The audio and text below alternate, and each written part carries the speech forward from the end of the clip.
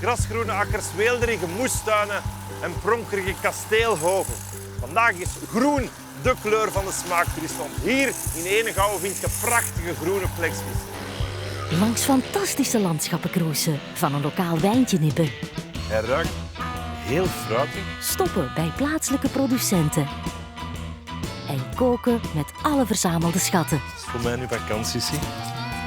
Het kan allemaal op Belgische bodem. Gids van dienst is Jeroen de Pauw. Zijn neus leidt ons naar de lekkerste streekproducten. Zijn oren naar de mooiste verhalen. En zijn smaakpapillen naar het neusje van de zalm. Jeroen de Pauw is de smaaktoerist. Straks ga ik naar de meest weelderige groentetuin van heel Wallonië. Met mijn oogst daarvan ga ik dan koken in de kasteeltuinen van Senef. Maar eerst trek ik de gele kaart, want ik ga op zoek naar Philippe en zijn bijtjes, want hij heeft hele lekkere stroperige honing.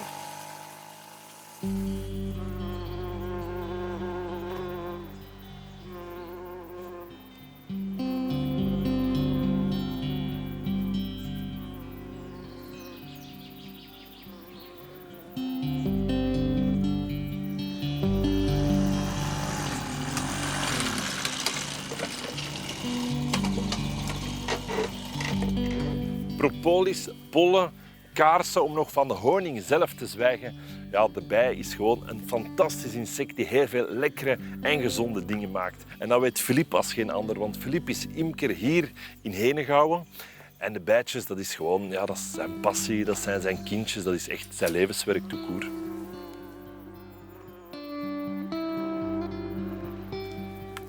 Ah, bonjour Philippe. Ah, bonjour. Ça va? Ça va et vous? Ça va bien. Si vous connaissez les mots, la vie est une fleur, l'amour en est le miel de Victor Hugo. Oui, Hein? oui, bien sûr. Ça veut dire pour toi, ça veut dire quoi l'amour? Pour des abeilles, pour le miel? C'est une passion, ça vient de loin dans la famille, donc voilà, j'aime mes abeilles. Oui, vous êtes Oui, grandi dedans, hein, parce Ouais, que c'est ça, vous êtes oui. la quatrième C'est génération. la quatrième génération d'apiculteurs. hein. Ça veut dire que ta grand-mère a commencé avec? Mon arrière-grand-père. J'étais aux ruches au début avec lui, et puis c'est mon grand-père qui avait pris le relais. Mais bon, vous êtes déjà des générations ici, alors c'est presque plus de 100 ans, je pense. Oui, oui. Il y a beaucoup changé quand même aussi du climat, des changements de l'environnement et tout ça. Tu as vu que c'est fort changé? Bah, disons que les floraisons, déjà cette année-ci, on le remarque encore plus, c'est que les floraisons ne sont plus tout à fait échelonnées de la même façon. D'accord? Donc l'abeille doit arriver à s'adapter à tout cela, parce que bon, dans son cycle, je veux dire que elle trouvait des floraisons à certains moments qui lui permettaient, je vais dire, de se développer pleinement. Bon, maintenant, le climat, le changement de climat, bon, nous, humains, on ne le ressent que très peu, quoi qu'on voit déjà des choses qui changent, je crois qu'elles le ressentent beaucoup plus fort. Ouais. Bon, au niveau impact, on a aussi la mondialisation qui nous joue quand même beaucoup de problèmes. Vous avez un tas de maladies qui sont occupées, maladies et prédateurs qui sont occupés à nous arriver. Hein. Bon, on a signalé l'arrivée du frelon asiatique ici, fin de l'année passée, ici dans la province du Hainaut. Hein. C'est à 40 km d'ici. Donc pour l'instant, ce qu'on fait, nous autres apiculteurs, on pose des pièges à pas, d'accord, pour essayer de déceler sa présence. Si on en capture un, bon, on va le signaler directement. Et nous, ici, c'est un environnement qui est très bien pour les abeilles ou Pas partout, pas partout. Disons que bon, la culture intensive, là où les apiculteurs sont, je vais dire, vraiment confrontés aux cultures intensives, c'est certains qui n'ont pas les récoltes que nous, on a dans des milieux un petit peu plus boisés et bocagés comme ici. Hein. Est-ce que c'est une boulot qui demande beaucoup, en fait? Ça demande, je vais dire, beaucoup d'attention. Il faut constamment, je vais dire, s'adapter. Parce que bon, on a les défis environnementaux qui sont quand même liés avec ça aussi. Et en fait, bon, au niveau travail, rien que pour les abeilles, oui, il faut être là tous les mois de l'année. Il y a quelque chose à faire tous les mois de l'année. Et ça change le boulot tous les mois, je pense. Ah oui. Bon, disons qu'une saison apicole, là où on récolte le miel, c'est très court. Hein. Ça va, je vais dire, du mois de mai jusqu'au mois de juillet. Généralement, on table toujours sur 2 récoltes, une récolte de printemps, une récolte d'été. Mais au-delà de ça, il y a tout le reste. Bon, ici, on va bientôt terminer, je vais dire, les récoltes d'été. Là, on va commencer à préparer nos abeilles pour passer l'hiver. Ouais. Et toutes les couleurs, c'est important parce que c'est marrant, En ça donne fait, vraiment l'été, ça. Oui, mais en fait, ça donne... c'est aider l'abeille à retrouver plus rapidement, je vais dire, sa ruchette. Même Ah si oui? elle est capable, je vais dire, de revenir précisément à son trou de vol, je vais dire que Alors celui-là, elle sait très bien qu'elle elle habite en mémorise la Afrique. couleur en fait Ah oui. de ses ruchettes. Ça évite ce qu'on appelle en apiculture la dérive, c'est-à-dire des abeilles qui vont se tromper de ruche. Ah, c'est Bon, un peu un GPS pour les abeilles. elles ont déjà un GPS en elles, d'accord, mais ça va les aider en plus visuellement, je vais dire, à plus facilement retrouver leur ruchette. Ouais. Mm. Bon, est-ce que je suis OK ici parce qu'il y en a plein des abeilles autour de moi? Est-ce qu'on ne doit pas mettre quelque chose ou Bah, disons que si on va travailler dans les ruchettes, il vaut toujours mieux être équipé parce que ça reste malgré tout un animal sauvage. Ouais. Je veux dire qu'en dehors ici, si on ne fait pas de mouvements brusques ou qu'on ne crie pas ou qu'on ne fait pas, je veux dire, de gestes forts, bon, ici on les élève justement pour qu'elles soient, je veux dire, le plus calme Ouais. possible. Hein. Mais bon, j'aimerais mieux quand même apporter quelque chose.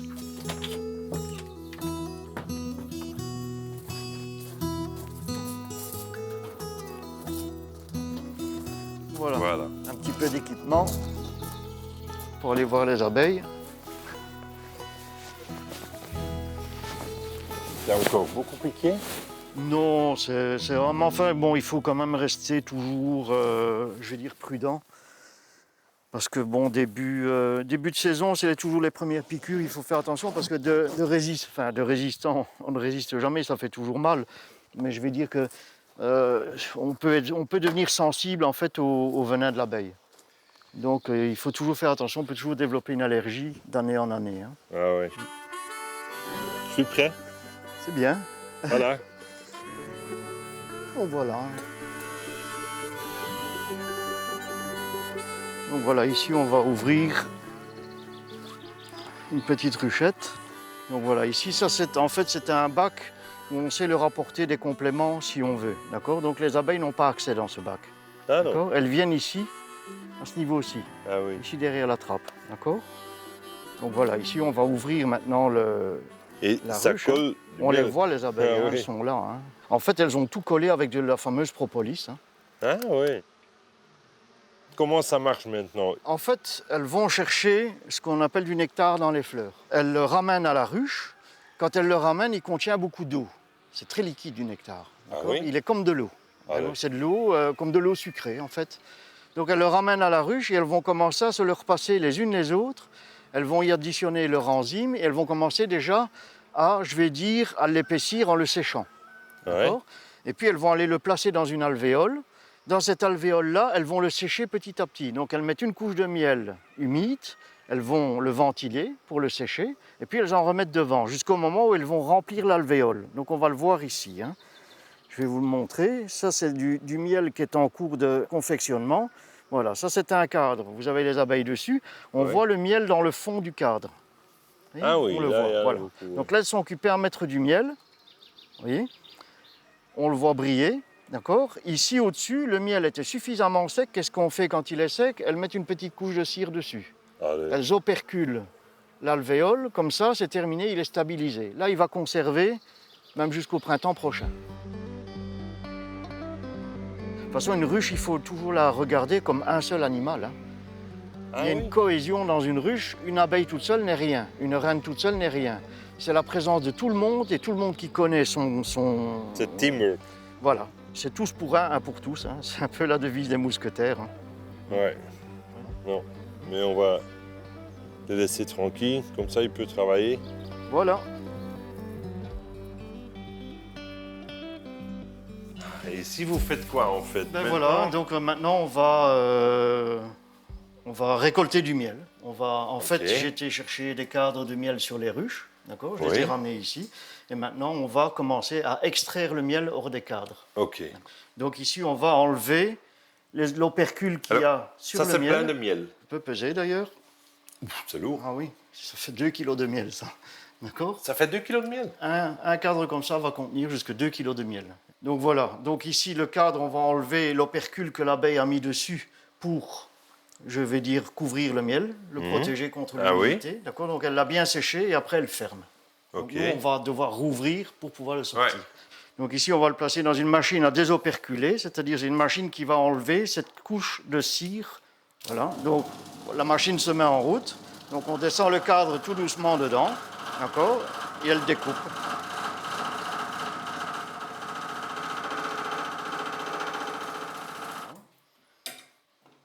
Ah, ouais, Ici, il n'est pas tout à fait enlevé, donc on va corriger.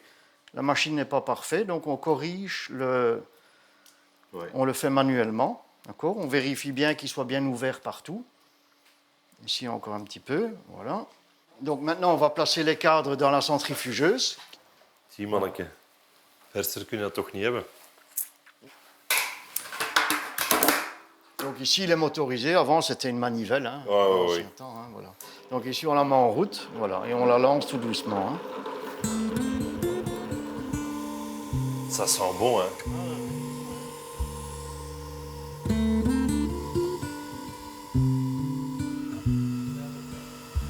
En fait, c'est vraiment un beau métier. Oui, c'est certain.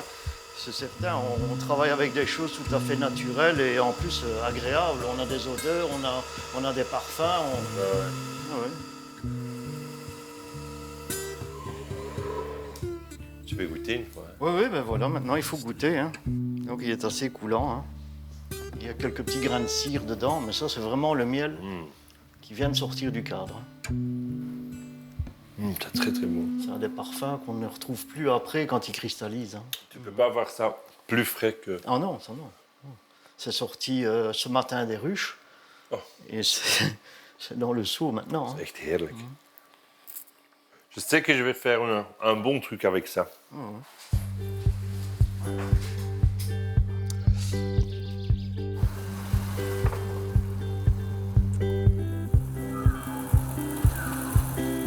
Die Bijkens, dat is toch ongelooflijk. Hè? Dat zijn supergoeie architecten, teamplayers, die maken dan ook geweldige honing.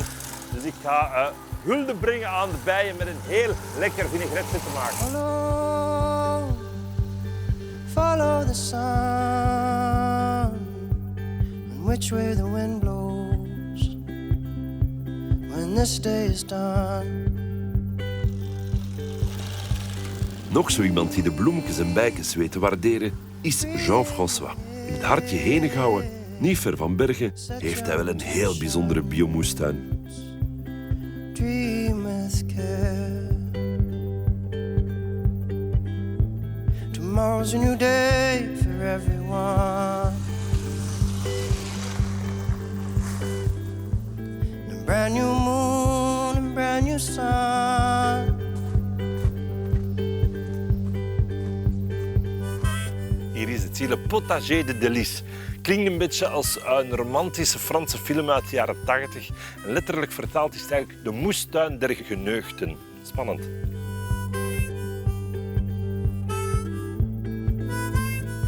Jean-François, ça s'appelle ici le Potager de Délices, mais ça pourrait aussi être le Jardin de Délices. Mais en flamand, ça veut dire autre chose. C'est de tuin der Lusten. On a beaucoup de plaisir ici, en tout cas, beaucoup de joie. Et C'est un peu la même chose. Hein. oui, tout à fait. Oui, on a... C'est quoi en chouette. fait ici? C'est votre jardin? C'est C'est un jardin potager. C'est pour donc d'abord apprendre aux gens à faire un jardin de manière naturelle.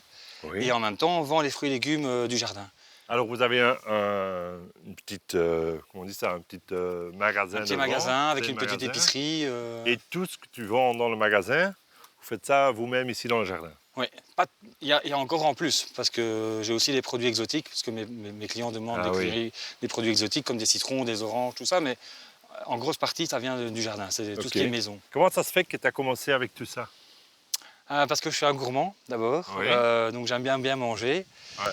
Et donc, moi, j'étais moniteur de voile avant, et quand j'ai acheté mon terrain, Moniteur de voie. ouais, je faisais du bateau. Ah, ok. Donc, c'est totalement tout à fait autre différent. chose, ouais. Donc, de l'eau, je suis passé à la terre, et Ouais. dès que je suis arrivé sur terre, j'ai voulu apprendre à me nourrir. Ouais. Donc, j'ai suivi des cours de jardinage bio. Bon, montre-moi, qu'est-ce que vous avez? On va voir les groseilles. Voilà, mais donc je vais te montrer ici les groseilles à macro. Donc, la particularité, c'est pas très grand. Ouais. Par contre, ça pique très fort. Ouais, c'est eigenlijk... Donc, il faut faire Flamand, attention. c'est stekelbessen. Ouais. Donc toujours retirer la petite pointe des deux côtés. Très bon pour les confitures, les tartes et tout ça. J'ai pris beaucoup de cours. Hein. Donc oui, pour les 3 premières années, tous les week-ends, j'étais parti.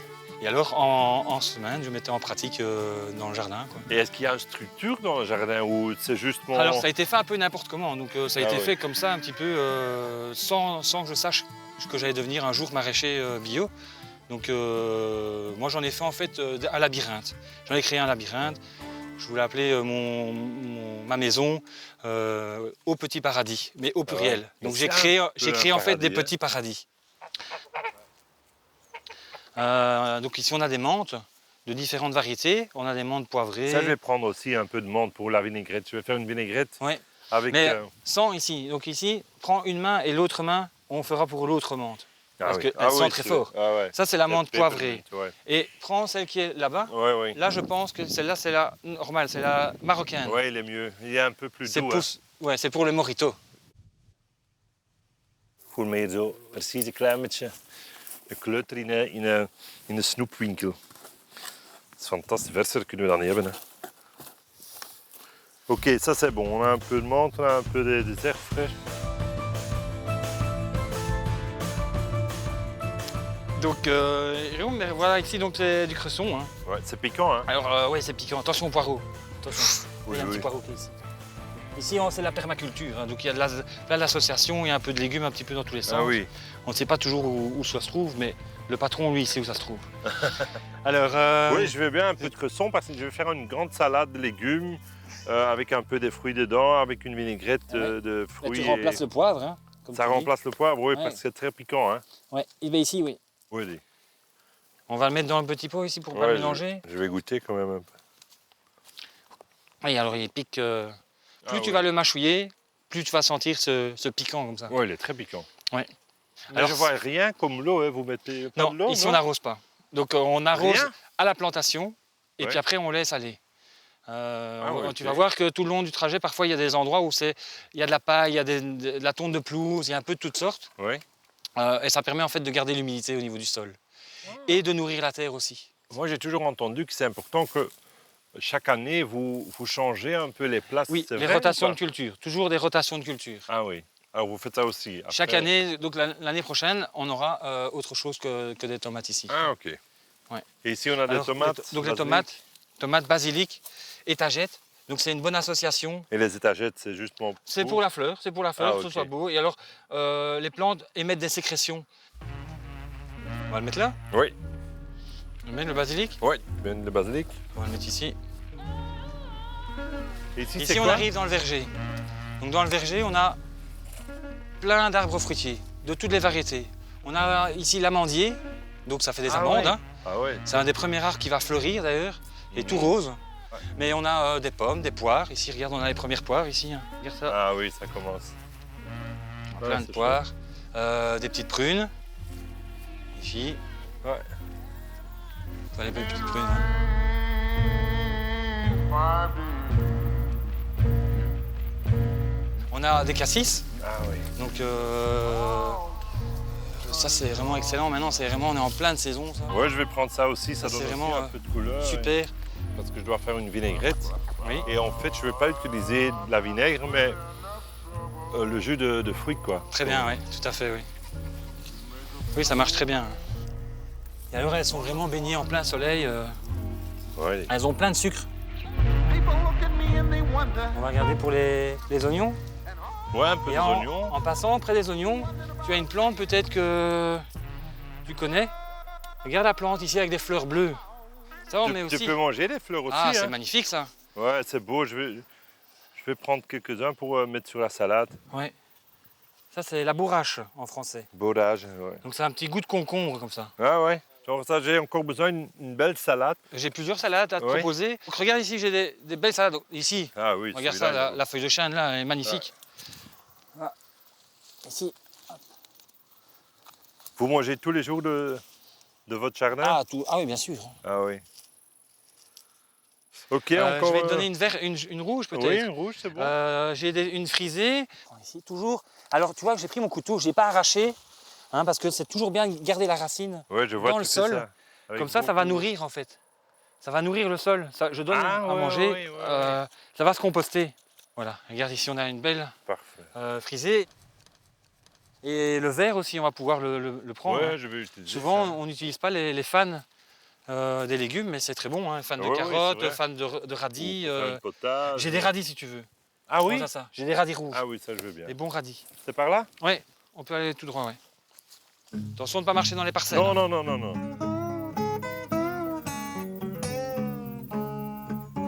Ça, c'est des radis qui sont aux hormones. Hein. Tu vois? Ouais, tu peux mettre ça dedans. On a pris. Ok. Des beaux radis. Jean-François, merci bien pour tout. Je peux t'inviter pour ce soir, pour venir manger avec les enfants? D'accord, oui, Avec ça là? oui, avec plaisir. Oui. Ok. Très bien. Ben, Très gentil. je vais commencer à cuisiner et je te vois ce soir. Hein. Très bien. N'oublie pas, écologie rocks. Hein. Super. Salut, hein. Ciao. À Hein. bientôt, au revoir. Ciao, merci. Roll away your stone, I'll roll low in mine. En nu alleen nog een schoonplekje vinden om te koken. Together we can see what we will find. Don't leave me alone. Wat denk je? Niet slecht, hè? Oei, ik had beter mijn mobilet ingeruild tegen een wit paard, denk ik. Oh. Discover inside.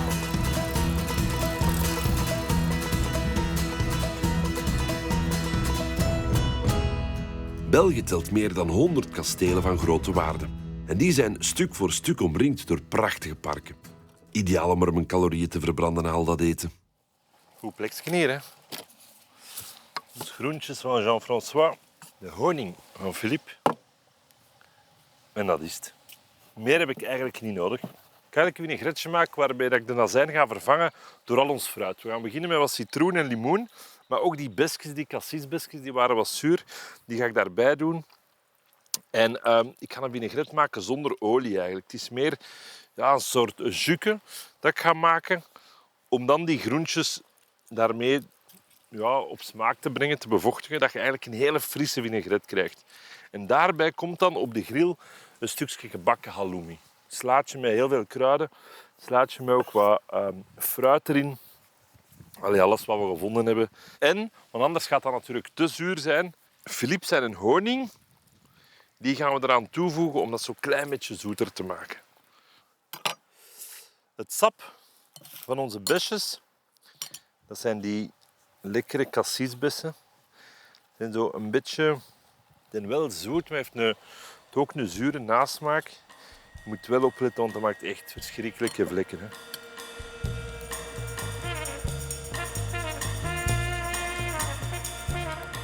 Voilà, deze is genoeg. De rest van de besjes die ga ik gebruiken om mee in onze salade te doen.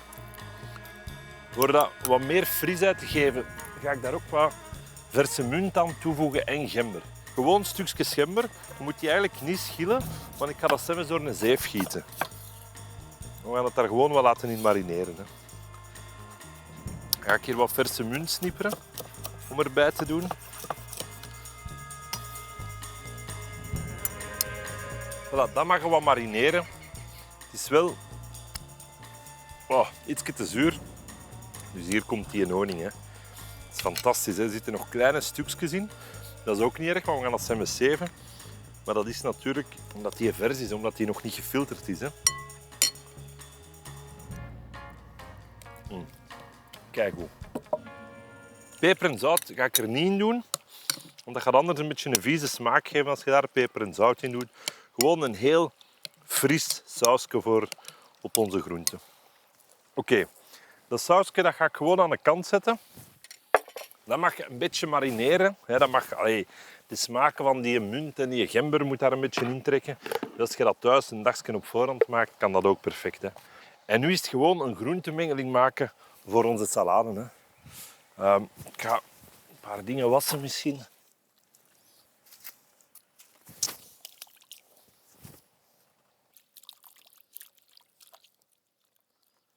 En een stukje watermeloen heb ik meegenomen uit zijn winkel, maar dat past heel lekker bij halloumi-kaas. En de venkel, ja, dat is waar, dat was ik hier bijna vergeten. Die venkel ook. En dat is tof aan venkel, zeker als je dat zo kunt kopen, gelijk bij hem, dat dat loof daaraan zit. Want dat is eigenlijk bijna dillen. Hè. Je kunt dat perfect gebruiken. Ook als kruid. De buitenste al eraf, die zijn vaak wat vuil. En dit ga ik ook eens wassen. to the honey pot. You lick your fingers. It's just the rules of this game. There's gotta be a better way. We're running out of time. Dus, sla is gewassen. De groentjes die zijn ook gewassen. Nu is het eigenlijk heel simpel. We gaan al die groentjes snijden. We gaan die in een mooie grote kom doen of plank of wat dat je hebt. Ik vind altijd aan een salade dat moet wat sappig zijn. Dat mag niet zo droog zijn. We gaan die schoon marineren.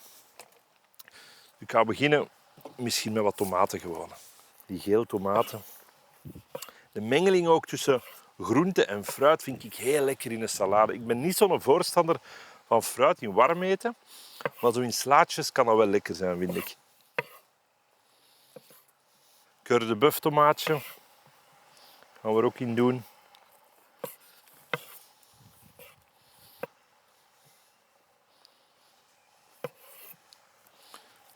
Voilà, dat worden onze tomaatjes. Een stukje venkel, hè.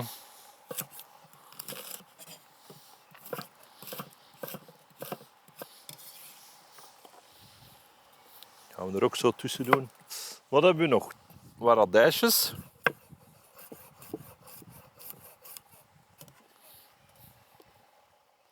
En zo'n radijzen die zijn altijd lekker pikant. Zo. Ik heb die daar straks al een keer geproefd bij hem. Je moet er niet echt meer peper in dat slaatje doen. Zeker als je die radijzen en die waterkers dat hem heeft erbij doet, dan is het echt al pikant genoeg. Komkommertje ga ik er ook in doen. Die schil doe ik er wel af, want je vaak hebt zo van die groenten dat je zo, gelijk bij Jean-François uit een tuin had, dan is die schil vaak wat harder. Maar een komkommer vind ik dat absoluut niet lekker. Dus dat gaat eraf. Van groenten is dat. Meer moet er eigenlijk niet in. Ik kan het wat mooi mengen, dat die kleuren wat naar boven komen. Dan gaan we onze besjes er ook bij doen. Ik ga de mooiste er een beetje uithalen. Hopla. Van die witte stekelbessen, die blauw. Ik ga nog een klein beetje naar juin snijden. Ik ga dat een beetje afwerken, dat wat mooi maken. Voilà, ik had die nog een beetje waterkers. Die ziet er nu niet echt gelukkig niet meer uit, want het is gewoon kei warm en die is helemaal plat geworden. Maar dat is niet erg, ik ga die gewoon fijn snipperen. En dan gaan we dat gebruiken als een soort peper. Dat is echt super pikant. Die cresson daarover. Zie. Schoon. Onze sla niet vergeten. Die doe ik er dus helemaal op het einde zo wat tussen. Anders wordt die helemaal plat. Hè. En dat geeft zo wat volume. Dus dan steek ik er zo links en rechts wat onder en tussen. Nu ons vinaigretje. Je laat het er gewoon over gaan. In een mooie kleur. Zo, dat zal genoeg zijn. Een klein beetje van zijn bessen er van bovenop leggen. Oké, dat is klaar. Kijk, dat kan aan de kant. Dat ga ik al proper klaarzetten. Nu ga ik nog gewoon met een halloumi snijden, met een watermeloen snijden, grillen en dan kunnen ze aan tafel.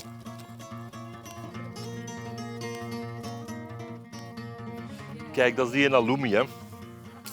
Een kaas afkomstig uit Cyprus. Gemaakt vaak van een mengeling van geit, schaap en koeienmelk. Beetje te vergelijken met een harde mozzarella precies. En dat gaan we grillen.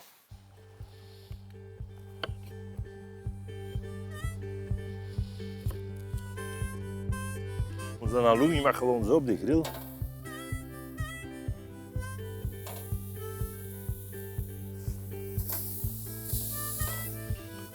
Ah, vous êtes là. Ah, Jeroen, Oh là là. on t'amène une petite surprise. Ah là là là, merci. T'as fait ça toi-même?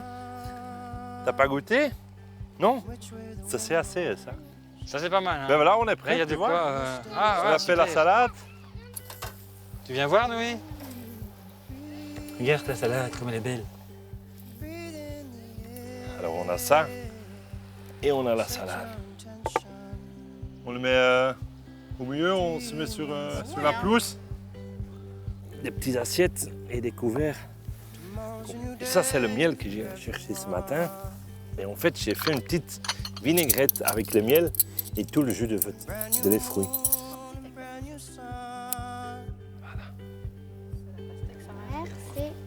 pastèque. Ouais, c'est bon. Monsieur, Oui, madame. vous n'avez pas mis de pastèque. J'ai pas donné un morceau de pastèque. Non. Aïe, aïe, aïe, aïe, excusez-moi. morceaux de fromage. Oh oui. Nous, on regarde pas ça. Voilà, madame.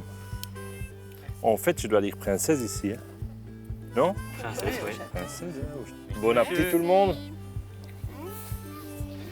Et merci pour tous les légumes. Hein. Oui, de rien, merci pour votre passage en tout cas. Ça vient tout de votre jardin. Hein. C'est très bon, oui. C'est une salade d'été. Hein. Ouais, la vinaigrette est super. Ouais. T'aimes bien le fromage? Oui. Ouais? Ik zou zeggen, geniet van al het moois dat Wallonië te bieden heeft. En van de salade. Het recept ervan staat op jan.tv.